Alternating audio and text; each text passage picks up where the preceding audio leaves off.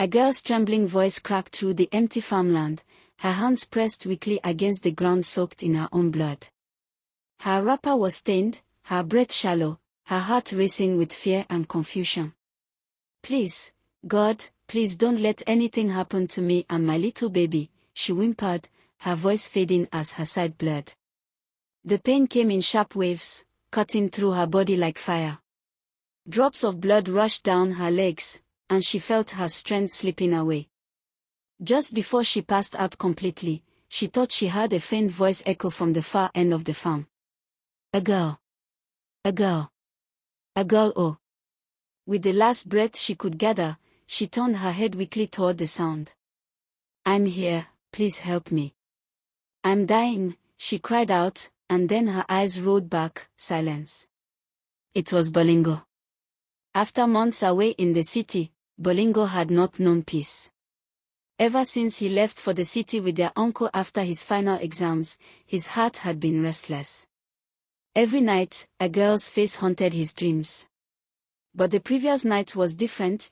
In his dream, a girl was drowning, her hands stretched out, calling his name for help. "Bolingo! Bolingo, save me," she screamed as the water swallowed her. He woke up drenched in sweat, heart pounding. He knew something was wrong. He reached for his phone and quickly dialed Mama Put's number. "Mama, how's a girl doing?" he asked. But Mama Put, still holding on to her anger, cut him off sharply. "She's fine. Don't ask me about that girl again," she barked and ended the call. Bolingo sat in silence, the worry eating him alive. He knew if he told his uncle that he wanted to return to the village, they wouldn't allow him. Even if he told Mama Put, she would say no. So that morning, before sunrise, Bolingo quietly packed a few things, slipped out of the house, and began his journey back home to the village, his heart pounding with every step. When he arrived, he ran straight to Soji's compound. One of Soji's girlfriends sat at the doorway, peeling cassava. "Where's a girl?" he asked, panting. "She don't go farm since morning," the woman said casually, without even looking up. Bolingo's heart dropped. He took off again, checking one farm after another, shouting her name in desperation. "A girl. A girl, oh." He searched all 3 of Soji's farms, his voice echoing through the bush. Still nothing. Then he remembered there was one more farm, the last one a girl often went to when she wanted to be alone. And there she was.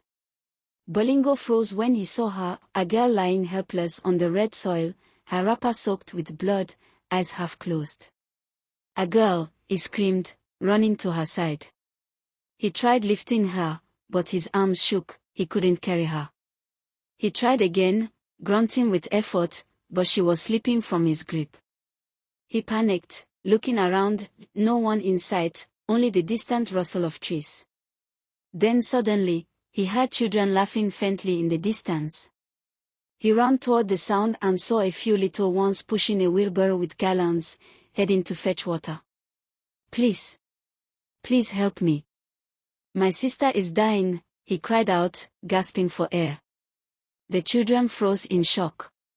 Take the barrow," one shouted, handing it to him. Bolingo rushed back to the farm, his legs trembling, his shirt soaked in sweat. He struggled but managed to help a girl into the barrow, her body limp, her head resting awkwardly. "Hold on, a girl, hold on," he whispered, pushing the barrow with all his strength through the narrow bush path toward the village hospital. When he finally reached the hospital gate, the nurses screamed at the sight. "Quick! Bring her in," they shouted, rushing to lift a girl from the barrow straight into the labor ward. Bolingo stood outside, shaking, his hands covered in dirt and blood, his heart pounding like a drum. He could hear the nurses shouting inside, "Scissors! Towel! More water!" rushing in and out of the ward. Hours passed. Bolingo couldn't breathe. Every sound made him flinch. Then suddenly, a cry pierced through the silence, the cry of a newborn baby. His eyes widened, tears filling them, but he didn't know if to smile or cry. He ran out, sprinting straight home to find Soji. But Soji was nowhere to be found. Bolingo searched every corner of the compound, nothing. Desperate, he ran to Mama Put's house. "Mama! Mama!" he shouted as he burst into the compound. "Mama, come, oh! A girl is dying.